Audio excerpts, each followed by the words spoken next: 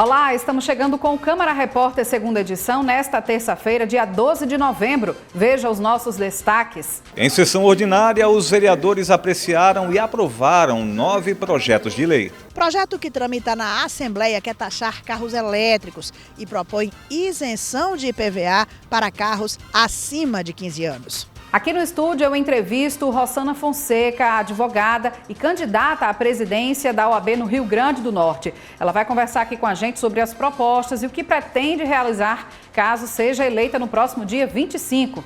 Então vem com a gente, o Câmara Repórter segunda edição está no ar.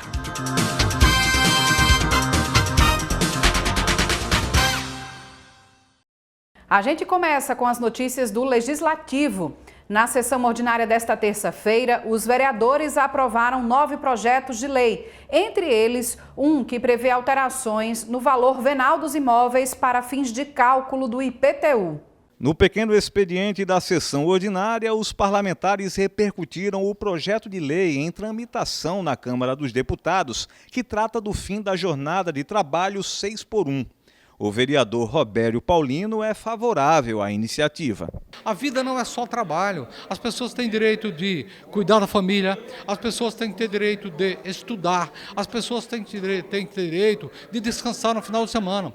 Essa jornada de 6x1, ela não permite sequer que as pessoas tenham um sábado e um domingo, porque às vezes ela cruza por cima do final de semana, as pessoas trabalhando 6 dias ininterrupto, e às vezes coincide da folga ser durante a semana e a pessoa ter que trabalhar sábado e domingo. Então é uma coisa muito ruim, não permite as pessoas ter qualquer planejamento. Na sessão, 9 projetos foram apreciados e aprovados, entre eles uma matéria que dispõe sobre a reavaliação do valor venal dos imóveis para fins de cálculo do IPTU enquanto durar a interdição do bem. A proposta do vereador Preto Aquino foi aprovada em segunda discussão. Os proprietários de imóveis que não estão podendo mais ficar dentro da sua residência, dentro do imóvel, em virtude de estar interditado, qualquer que seja a causa da natureza. Se ele está interditado, amparado pelas legislações municipais. Tem laudo do Corpo de Bombeiro, tem laudo da Defesa Civil e, acima de tudo, tem o laudo da Secretaria de Obra que diz que aquele imóvel, temporariamente, não está sendo possível para a moradia. O que acontece?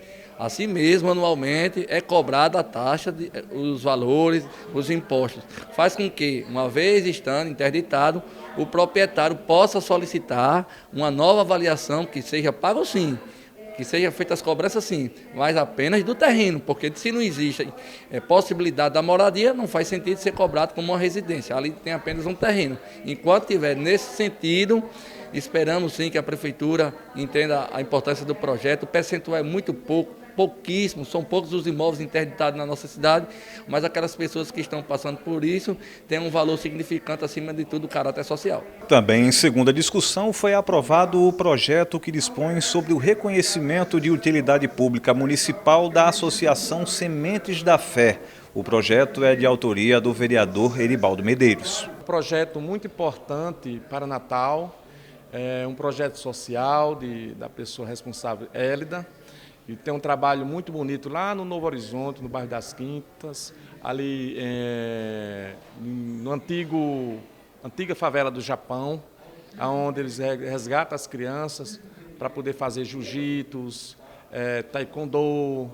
E, ao mesmo tempo, esse projeto alimenta essas crianças, né? As crianças passam meio dia do seu tempo nesse projeto social. Um projeto muito lindo, que tem uma importância muito grande nessa comunidade, tendo em vista com a comunidade que tem problemas sociais muito graves, e esse projeto atende em torno de 150 crianças nessa comunidade. Então, fica aqui todos os nossos agradecimentos à Câmara Municipal de Natal, que no dia de hoje aprova um projeto tão importante para essa comunidade que está resgatando essas crianças de situação de vulnerabilidade social. Em primeira discussão foi aprovado o projeto do vereador Robson Carvalho, que reconhece de utilidade pública a Fundação Comitê de Capacitação de Eventos de Natal. Natal Convention, né, é um projeto interessante porque esse órgão é responsável por captação de eventos de grande porte para a cidade de Natal.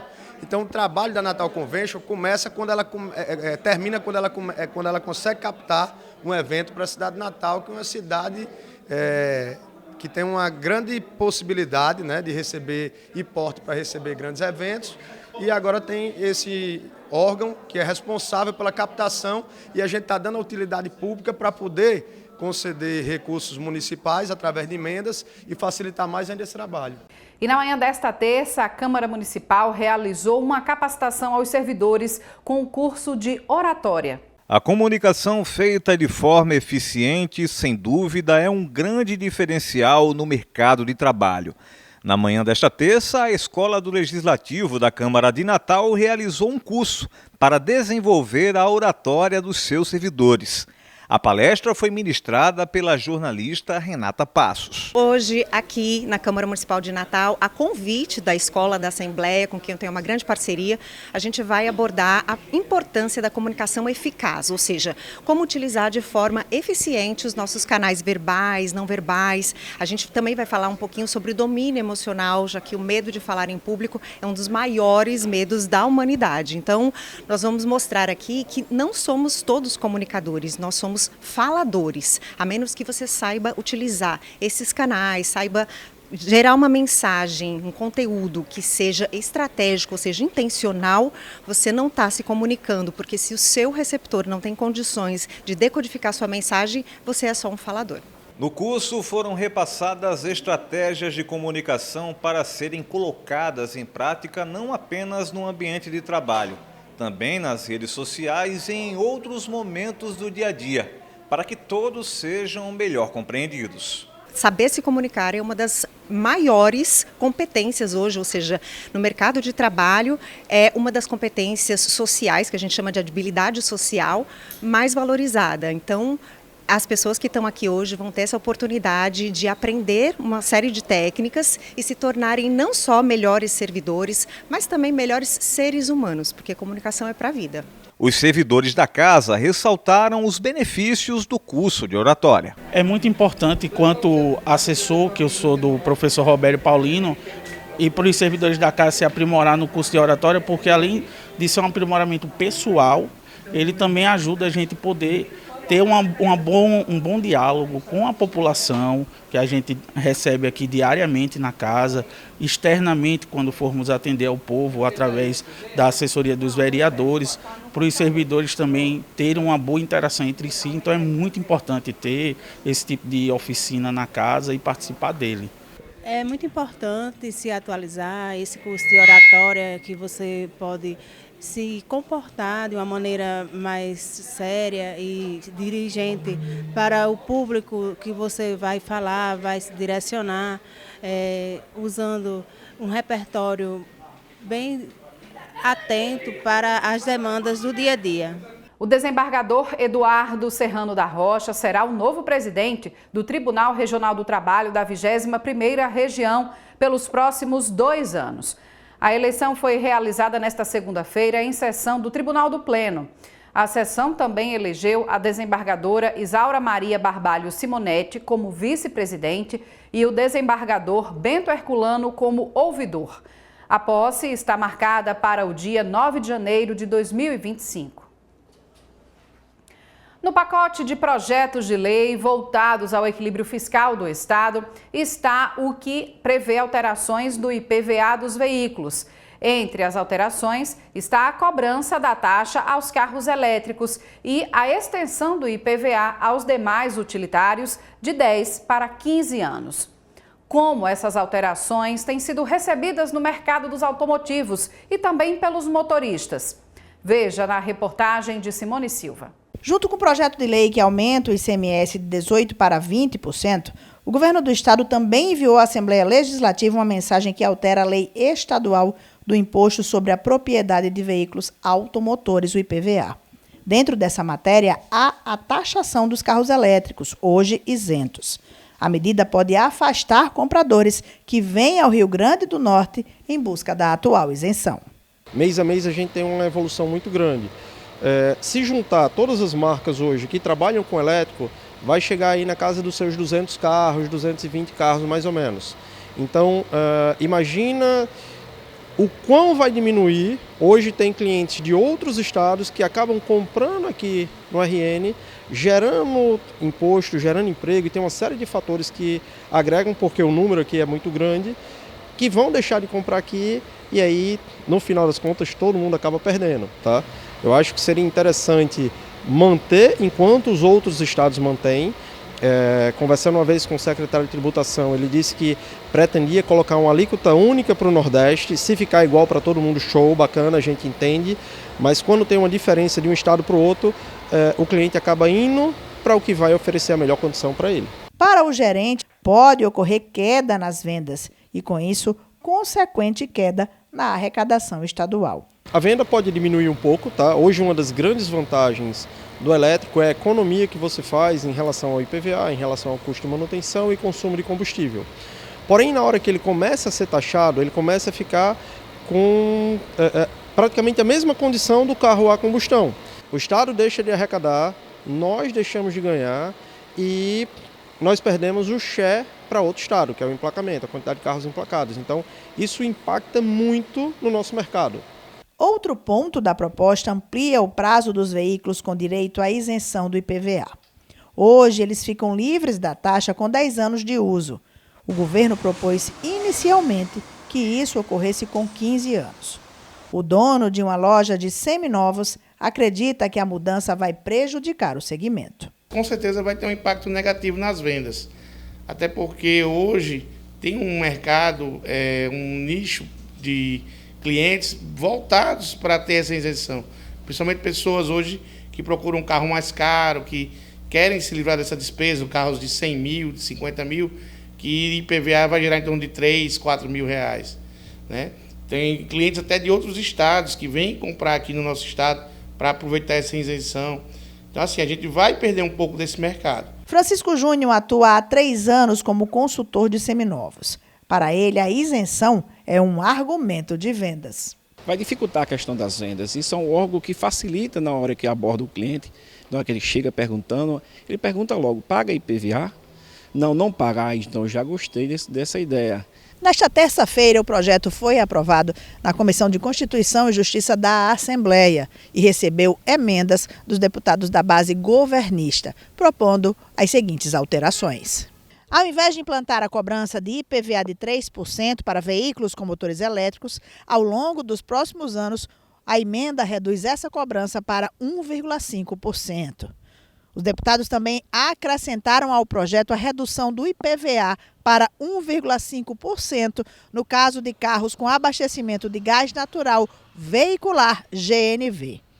Será mantida a isenção para a frota com 10 anos ou mais, eliminando a ampliação do prazo para 15 anos. Além do IPVA, também tramitam na Assembleia os projetos de alteração da alíquota do ICMS e do ITCD. E nesta terça-feira, as matérias passaram pela Comissão de Constituição e Justiça e foram aprovadas. Nessa reunião, os deputados da bancada governista apresentaram emendas para amenizar o projeto original do governo, do IPVA. Mas as emendas ainda dependem da tramitação por outras comissões técnicas antes de serem votadas em plenário. Então, temos que aguardar se elas vão ser mantidas, essas modificações, ou vai ser votado apenas o projeto original. A seguir, campanha do Novembro Azul alerta para o diagnóstico precoce do câncer de próstata.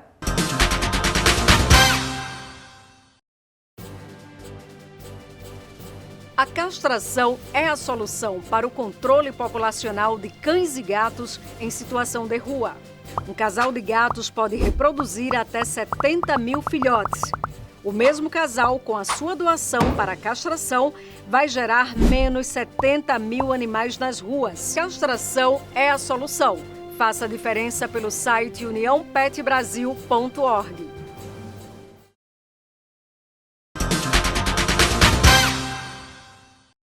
Este mês é marcado pela campanha do Novembro Azul, que reforça a importância do diagnóstico precoce do câncer de próstata nos homens.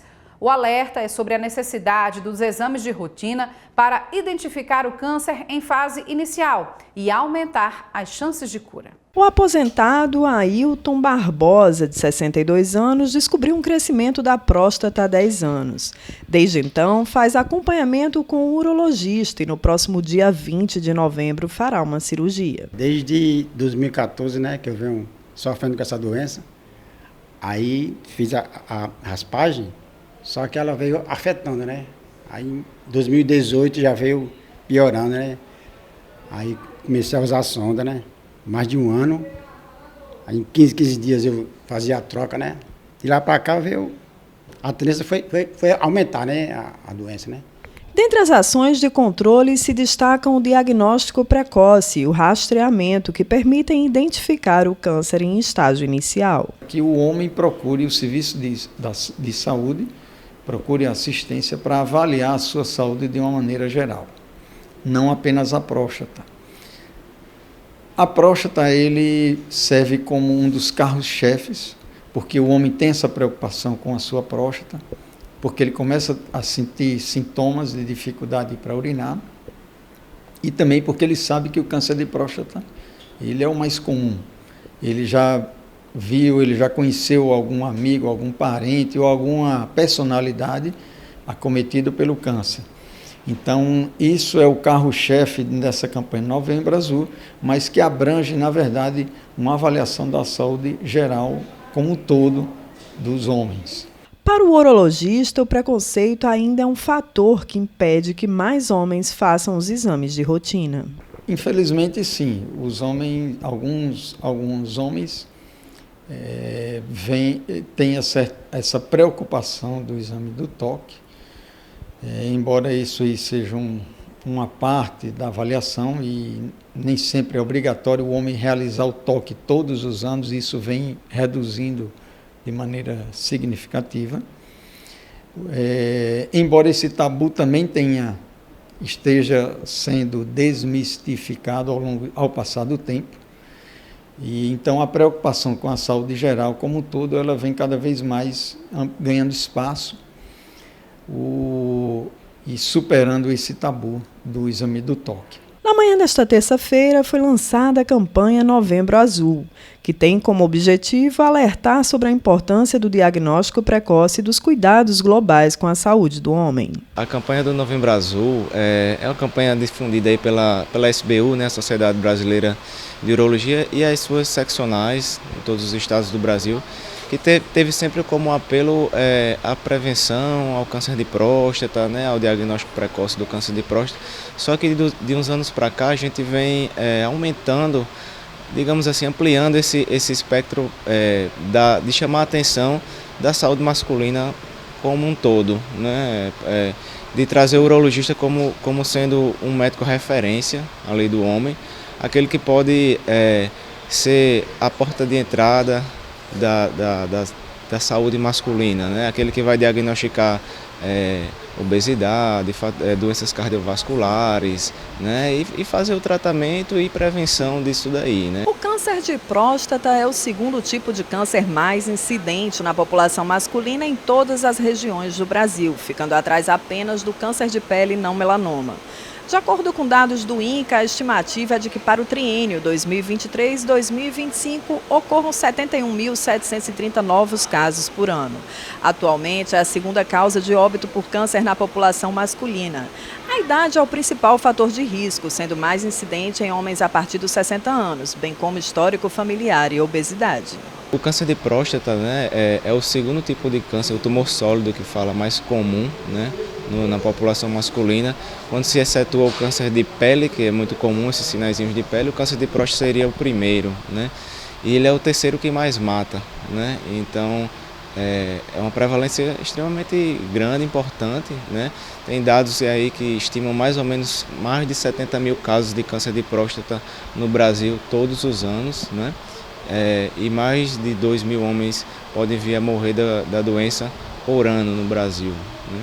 Então é importante alertar, porque o diagnóstico precoce de câncer de próstata vai levar a uma taxa de cura mais de 95%, né? Então é uma doença silenciosa, né? Não, nas fases iniciais não vai causar sintoma, mas que sendo diagnosticada e tratada precocemente vai curar o indivíduo.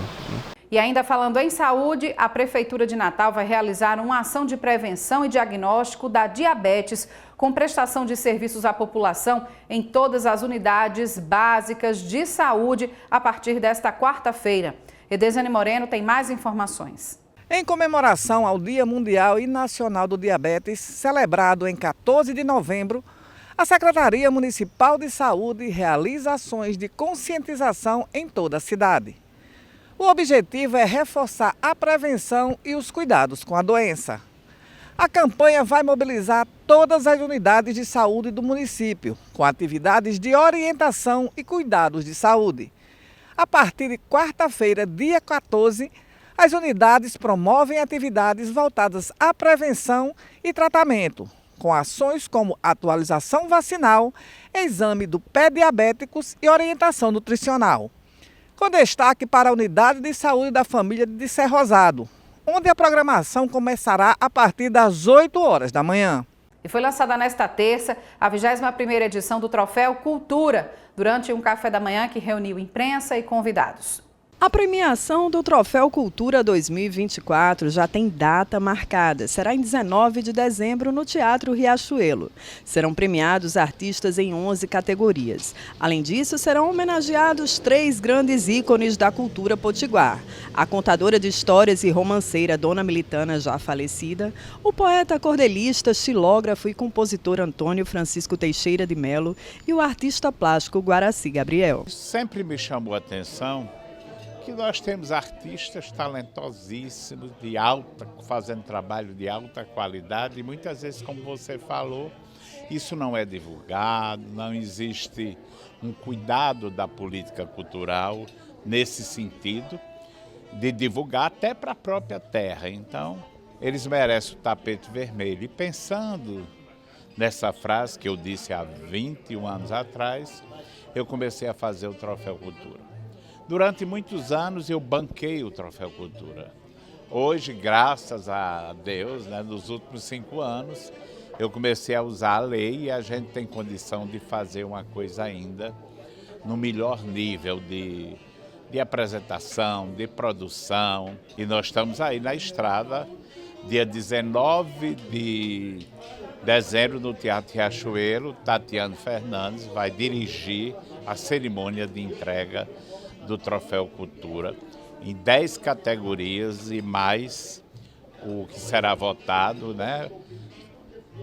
o artista do ano, e esse ano o troféu tem o nome de Antônio Francisco e Dona Militana, e no resumo da obra, Guaraci Gabriel, quer dizer, então é o aplauso nosso à cultura do Rio Grande do Norte.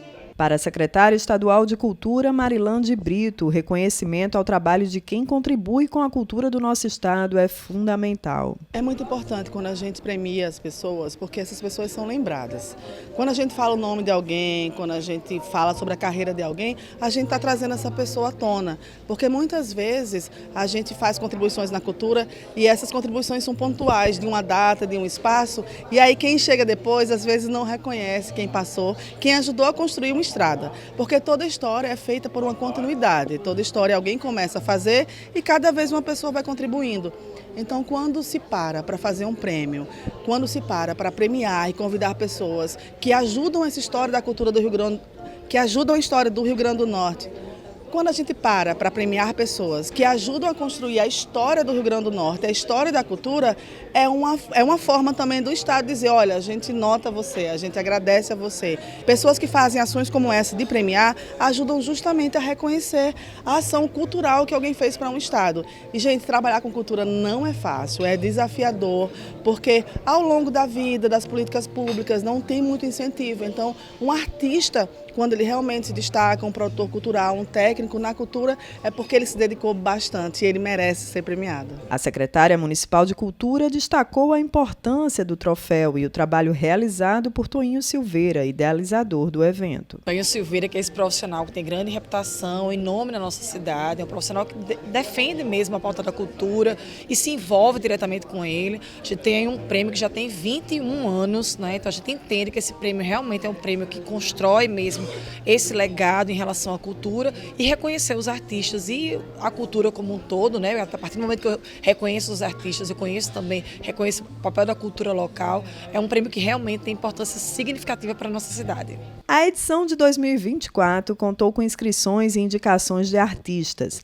A seleção dos ganhadores será feita por uma curadoria especializada. Já o artista do ano será escolhido pelo voto popular. O Troféu Cultura é esse prêmio, né, que é um guarda-chuva para as artes, um prêmio de reconhecimento para a produção artística a cada ano, né, super relevante. Então a gente passou uma etapa de inscrição, conhecemos muitas coisas, pesquisamos muitas coisas e a gente vai anunciar os indicados, né? Hoje a gente sabe os 6 indicados em cada categoria. A partir de agora, um trabalho profundo sobre critérios técnicos, né, de excelência artística, qualidade, equipe, alcance, uma série de detalhes que cada linguagem dessa exige da curadoria para que a gente então eleja aí o vencedor do ano. A gente costuma dizer que ser indicado, na verdade, é o grande prêmio, né?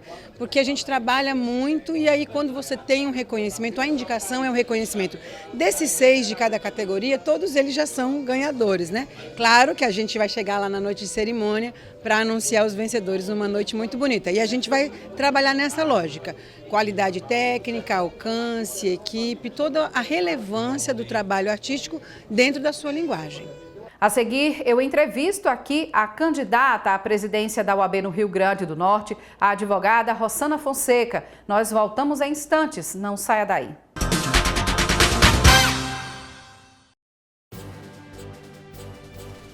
A castração é a solução para o controle populacional de cães e gatos em situação de rua. Um casal de gatos pode reproduzir até 70 mil filhotes. O mesmo casal, com a sua doação para a castração, vai gerar menos 70 mil animais nas ruas. Castração é a solução. Faça a diferença pelo site uniãopetbrasil.org.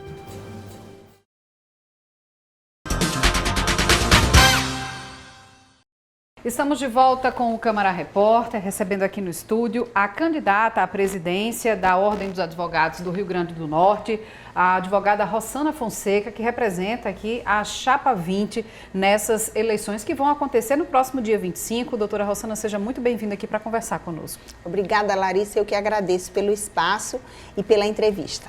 A senhora vem com o seu slogan de campanha, OAB Forte. Que propostas a senhora apresenta nessa campanha para realmente fazer jus a esse slogan? Nós entendemos que uma OAB forte é aquela OAB capaz de fazer com que a advocacia seja fortalecida. E não existe advocacia fortalecida se o principal instrumento de trabalho da advocacia, que são as prerrogativas, ou seja, são os seus direitos enquanto profissional na defesa dos direitos do cidadão, se essas prerrogativas não estiverem firmes e fortalecidas, o advogado não tem condição de executar o seu trabalho. Portanto, para que a advocacia esteja fortalecida, é preciso que a OAB seja forte, seja fortalecida. Isso só se faz com um trabalho árduo, voltado para a proteção dessas prerrogativas. E falando nessas prerrogativas, né, como é que a senhora, se eleita, pretende atuar nesse sentido, né, para reforçar essa prerrogativa da advocacia? Hoje, a OAB já dispõe de uma procuradoria de prerrogativas, no entanto, a gente vê alguns problemas nessa procuradoria. Primeiro, a advocacia criminal, por exemplo, é a que sente a maior dor nas prerrogativas, é a que tem mais problema na hora de executar o seu trabalho. Então, a gente precisa de profissionais que sejam capacitados naquela área. Então, se o problema é com um advogado criminalista, o ideal é que ele seja atendido no momento em que ele tem um problema de prerrogativas por alguém que conheça o âmbito do direito penal. Se o problema é de um advogado previdenciário, que atua com direito previdenciário, por exemplo, não convém você encaminhar um procurador ali que atue com direito civil ou direito penal. Então, nós queremos primeiramente dar um atendimento tecnicamente adequado e depois, hoje, um dos grandes problemas da instituição é que esses advogados que têm as suas prerrogativas violadas, não tem a sua dignidade devolvida.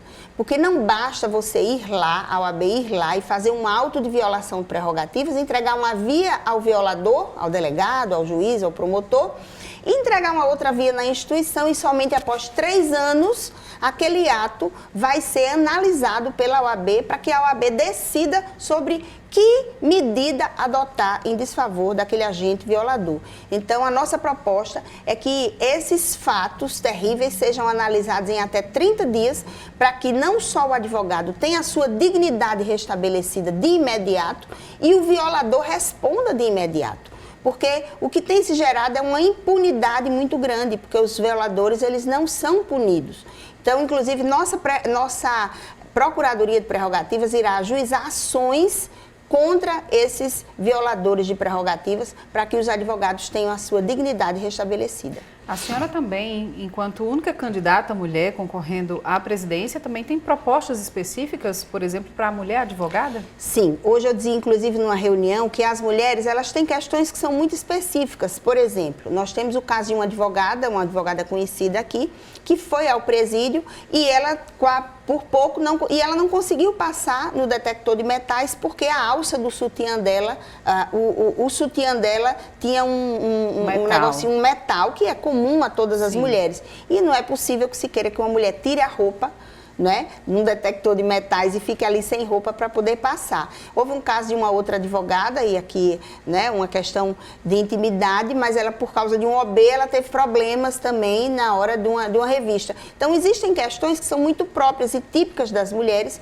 que a Procuradoria de Prerrogativas tem como fazer uma atuação voltada para essas necessidades específicas. Muito importante. E quando se trata da jovem advocacia, qual a sua proposta, o seu olhar para os advogados, os jovens advogados, para quem está ingressando na carreira? Nós temos um projeto de mentoria e residência e para recebimento e capacitação desses advogados. Eu tenho dito que o jovem advogado, ele sai da universidade, lá ele aprende muito sobre direito, mas aprende pouco ou nada sobre mercado. Então é muito importante que a OAB os recepcione com um curso para jovens advogados que irão ajudá-los ali a ingressar nesse mercado de trabalho. Com a residência e com a mentoria, eles serão acompanhados durante um tempo para que eles possam se adequar e sobreviver a esse mercado que hoje é extremamente competitivo e a gente sabe que, diferentemente do que acontecia antigamente, você já não tem mais, a quantidade de advogados é muito grande, então você já não tem mais, talvez, aquelas oportunidades que existiam antes. Então, o jovem advogado, ele precisa, sim, de uma instituição que o ajude a ingressar no mercado e a sobreviver, apesar do mercado. Doutora Rossana, quando a gente fala assim nas seccionais do interior do Estado, como é que a senhora pretende, caso eleita, fazer essa relação com o interior do Estado, que muitas vezes até em algumas sessões reivindica até ter mais autonomia? Qual a sua visão, a sua proposta em relação a essa relação da sede com o interior? Não se pode falar em autonomia se você não tem capacidade financeira. Hoje, as subseccionais sobrevivem a pão e água. Então, é preciso que os repasses financeiros melhorem, aumentem. É preciso ainda que você não mantenha uma relação mesquinha política, caso aquele grupo daquela subseccional não apoie o presidente ou a diretoria, e aí você vai mantê-lo realmente a pão e água, né? Então é preciso que essas subseccionais elas recebam um repasse financeiro maior, e nós pretendemos fazer um aumento desse repasse para que eles possam sobreviver ali de acordo com as necessidades locais. Tá certo, então. E a questão da relação também com a justiça, algo que possa ser melhorado, que a senhora também tem esse olhar? Muito, tem muita coisa para ser melhorada. Por exemplo, eu posso exemplificar para você o que acontece hoje na Justiça Estadual. Hoje a Justiça Estadual dispõe do que eles chamam de secretarias unificadas, que tem sido um problema imenso para quem advoga, porque através das secretarias unificadas você não possui contato com as pessoas que executam, né, aquilo que os juízes determinam em suas decisões. Então, nós temos tido uma dificuldade muito grande para ver as decisões executadas, porque os servidores que atuam naquelas secretarias, eles não estão em contato com os advogados. Então, nós temos encontrado uma dificuldade enorme. Uma outra coisa, eu tenho dito que nós temos dificuldade com o acesso à justiça, que é um direito constitucional. Por exemplo, existem juízes hoje no fórum que trabalham a portas fechadas, fechadas à chave. E o advogado não tem como adentrar a sala daquele magistrado para ser recebido e conversar com ele. Então, a OAB nada faz em relação a isso. Não é possível que um advogado que tenha peticionado precise despachar com o juiz e ele não consiga. Hoje mesmo, um advogado no escritório em que eu estive me contou que um magistrado de uma determinada comarca, aqui no Rio Grande do Norte, ela ficou mais ou menos por 2 ou 3 meses tentando falar com esse magistrado, até que um dia ela pegou um carro e foi até essa comarca para tentar despachar com esse magistrado. E lá, chegando, foi informada que ele não poderia atendê-la porque ele estava fazendo audiências. E ela não conseguiu falar com esse magistrado, ou seja, ela estava 3 vezes tentando falar com ele através do balcão virtual, que não funciona. E ao tentar conversar com esse magistrado, e aí esse caso já me reporto da Justiça do Trabalho, eu falava da Justiça Estadual, eu preciso que se diga, é um caso da Justiça do Trabalho, e ela não conseguiu falar com esse magistrado. Então a OAB precisa intervir nessas situações, né? Primeiro, eu diria, através de um diálogo com os tribunais, com as instituições. Mas, obviamente, que se através do diálogo você não consegue resolver esse problema, aí você precisa procurar as vias legais e administrativas. Vai ao STJ, vai ao CNJ, vai onde for necessário. Mas as questões da advocacia precisam ter um olhar especial.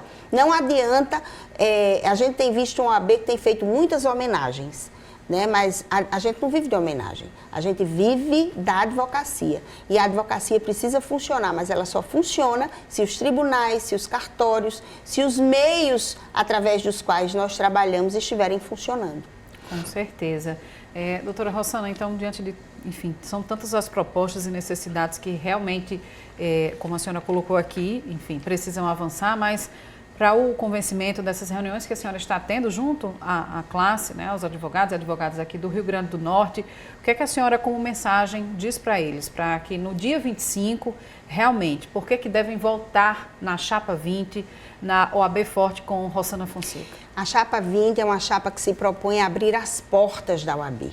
Nós estamos querendo abrir as portas da OAB e tornar a OAB não só mais inclusiva, mas também mais transparente. Nós precisamos saber o que acontece lá dentro, inclusive com as contas da instituição. Nós precisamos saber como o nosso dinheiro está sendo aplicado. Precisamos de uma OAB, inclusive, mais eficiente nos serviços que ela presta ao próprio advogado. Hoje, se você precisa de um serviço da instituição, como uma simples homologação de um contrato social, existem casos, como hoje me foi dito, um escritório que já está há mais de 1 ano precisando homologar um contrato social e não consegue homologar esse contrato social, porque a Comissão de Sociedades não consegue executar esse serviço por falta de estrutura da instituição. Uma simples carteira de advogado que você precisa para você entrar no mercado, para você passar a receber honorários, demora 6 meses para chegar na mão de um jovem advogado. Então, são esses serviços que nós queremos melhorar, queremos trabalhar efetivamente pelas prerrogativas, sair do discurso e entrar na ação e no resultado. Queremos transformar a instituição numa instituição mais transparente, queremos levar mais serviços da Caixa de Assistência para o interior, aumentar o serviço de psicologia, que hoje um advogado, quando precisa de um psicólogo, demora 3 meses, depois de 3 meses você está com um problema psicológico, muitas vezes você não chega nem lá, a depender do grau de necessidade. Aumentar, inclusive, os serviços médicos da CAARN, né? Fazer, finalmente, uma OAB voltada para a advocacia, para quem precisa dela. E eu tenho dito que quem vai para a OAB, ela tem que ter um pensamento e um sentimento de que você está ali para servir e não para se servir. E é o que nós queremos. E por que dessa vez a OAB, na sua visão, a classe da advocacia do Estado deveria escolher uma mulher para essa representação? Olha, eu acho que a Ordem dos Advogados do Brasil vai completar 100 anos de existência daqui a pouco, daqui a 6 anos mais ou menos. A OAB vai completar um século de existência. Nesse século, nunca elegeu uma mulher. E eu tenho perguntado por onde eu passo, o que nos faz menos capazes, o que nos torna menos competentes, que nesses quase 100 anos nós não tenhamos tido a oportunidade de ascender a esse cargo de decisão. Hoje, as mulheres, elas são, em número, na advocacia, mais de 50% da advocacia do Rio Grande do Norte. Então, na hora em que você diz, nós precisamos... Eu não me proponho aí simplesmente por ser mulher, eu me proponho porque eu me sinto pronta e me sinto capaz de estar ali e de assumir essa responsabilidade. Mas é óbvio que num estado como o nosso, que tem um histórico de vanguardismo tão grande em relação às mulheres, é estranho que uma instituição que se diz democrática ou que tem no seu discurso a democracia, a inclusão, a igualdade, não tenha ainda tido uma mulher na sua presidência. Então, eu tenho absoluta certeza que eu vou honrar a história de Lúcia Jales, por exemplo, que já concorreu por 2 vezes à presidência da instituição. Vou honrar a história de Magda Letícia, que já concorreu por 2 vezes à instituição. E por elas e por todas as mulheres, e em nome delas, eu tenho absoluta certeza que dessa vez nós vamos chegar lá. Tá bom, então eu desejo à senhora uma boa sorte nesses últimos dias, já que a eleição ocorre no próximo dia 25 de novembro. Enfim, que seja feita à vontade a democracia na OAB do Rio Grande do Norte. E se eu puder, eu quero fazer um pedido. No dia 25, a votação é virtual. Você, advogado ou advogada, preste atenção, veja se seu cadastrozinho está bem organizado lá na OAB. Se não, se tiver alguma dificuldade, vá na instituição, mas não deixe de votar. Vamos exercer o nosso direito e vamos eleger a primeira mulher eleita em quase 100 anos de instituição. Muito obrigada. Eu que agradeço. E essa edição do Câmara Repórter fica por aqui. A você que nos acompanha, obrigada pela audiência. A gente volta a se encontrar nesta quarta-feira com outras notícias aqui da Câmara Municipal e também sobre tudo o que acontece na nossa cidade. Tchau.